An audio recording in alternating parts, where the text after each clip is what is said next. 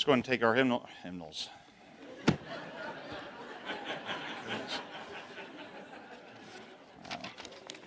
Restart.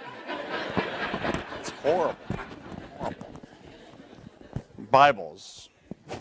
Turn to 1 Peter chapter 2. Man, no better way to start, I tell you. 1 Peter chapter 2. Preacher was right, y'all are scary. My goodness.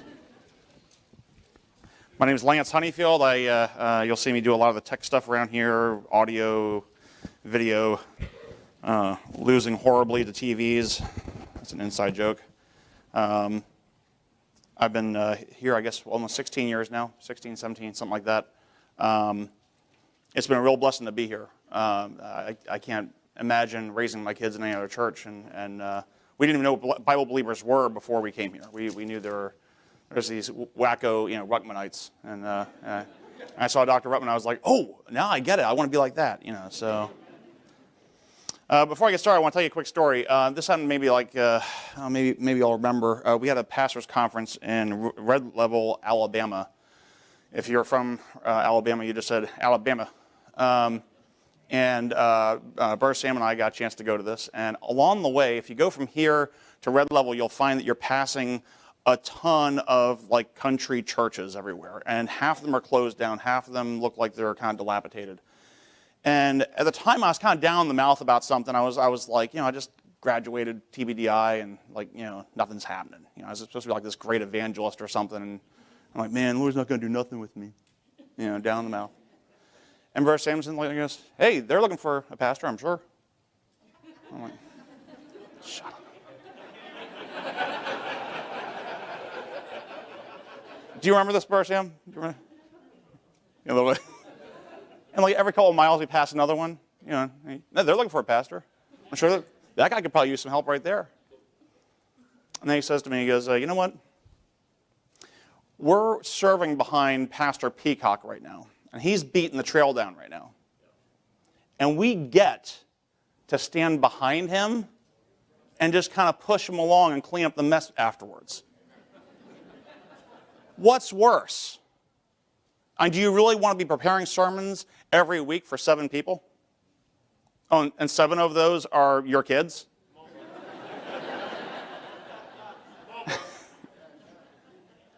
And the light bulb kind of went on, and maybe I didn't give you enough credit at the time, Brother Sam, but it was it was a moment in my life I went, you know what? I'm privileged to serve the older preachers and pastors. It's a privilege. And some of us younger preachers sometimes get this feeling like it's our turn, or I've got to somehow attain to what they're doing. No, maybe you're in the position you're supposed to be in, and that's all you're going to do, and that's okay. And it was that day I kind of oh, you mean it's okay for me to just get behind my preacher and do what he tells me to do?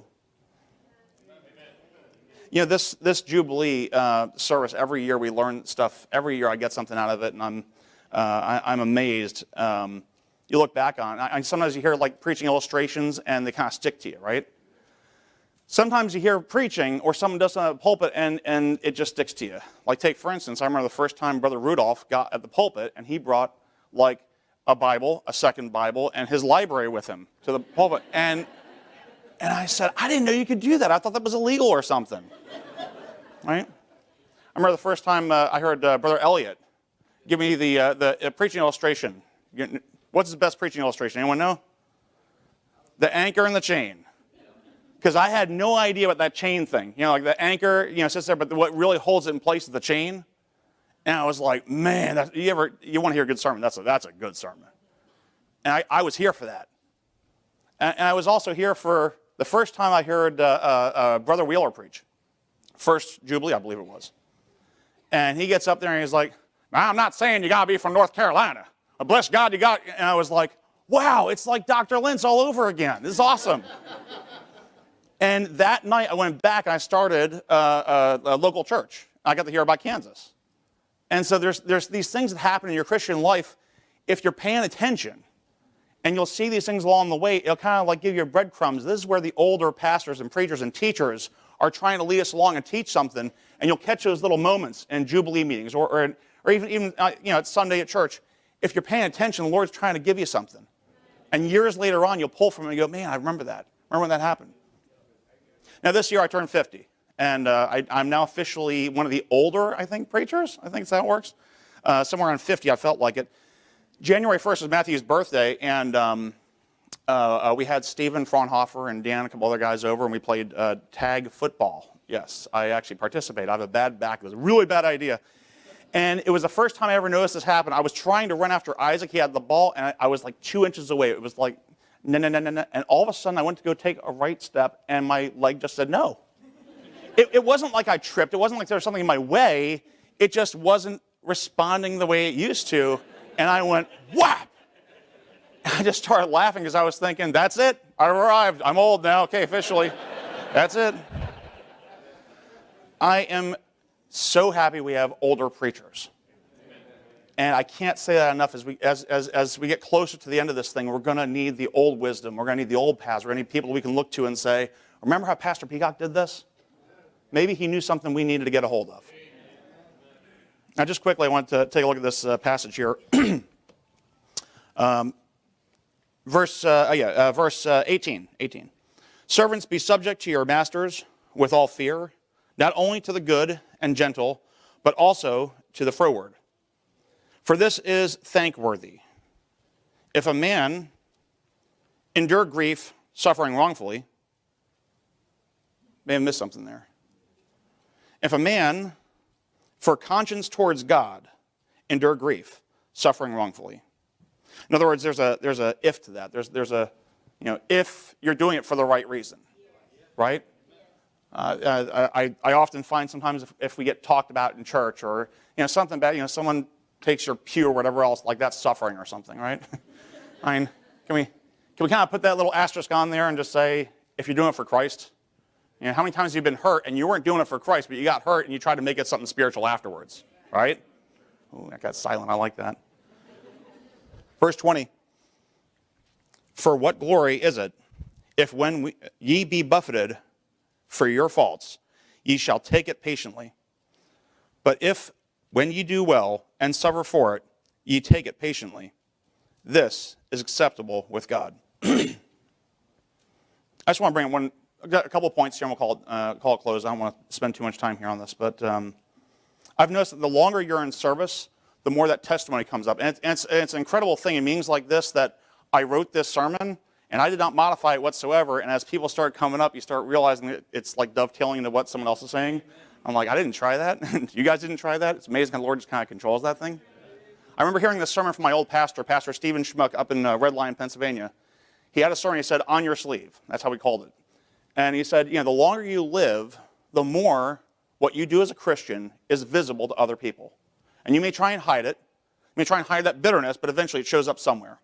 You may try and hide that jealousy over someone else's position in the church, but it's going to show up somewhere. And the best thing you do as a Christian is don't assume you can hide it, fix it. You look at this verse where he says that good conscience towards God.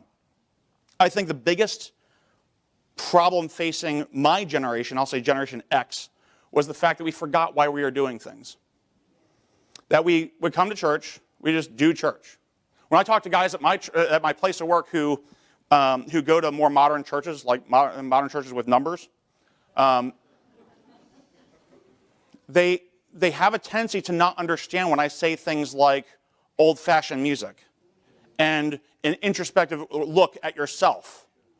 And when I talk about communion service and how it's an attempt for you to look at yourself and judge yourself according to God's word, they're kind of like, what? No, we just drink some juice and cracker. What's the deal? Like they don't get it any longer. It's something that's been lost. I think that what's been lost more than anything is this question of why. Why are we doing what we're doing? That's why I'll stop here. But I want to ask that question right now. Why are you doing the service you're doing right now?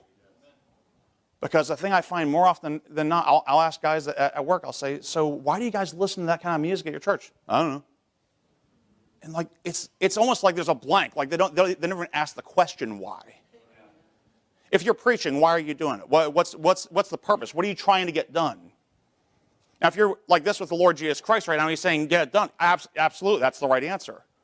But more often than not, you find ourselves doing things that, well, someone's got to do it, I guess I'll do it. And then bitterness slips in, and you wonder how that happened. The Lord didn't ask you to do that. I think sometimes the Lord asks you to do something, you're doing it, and you're not willing to accept the fact that, yes, you've been asked to do it, and the Lord wants you to do it, and He wants you to continue doing it. But instead you're like, well, I want to be doing this instead. I thank God for preachers and pastors who are in the right position, who have that right attitude. We can see it on their sleeve. We can see the testimony. And from, I can't say younger any longer. I guess maybe a year ago I could. But as a younger preacher, I know I need older preachers, more seasoned preachers to look up to and ask, how do I stay in this? And if you're here today and you're right on the edge, I'm telling you right now, maybe you need to ask that question, why am I still doing this? What have I taken on that maybe the Lord didn't call me to do? And what am I worrying about? Maybe the Lord said, that's not for yours to worry about. Why are you doing what you're doing?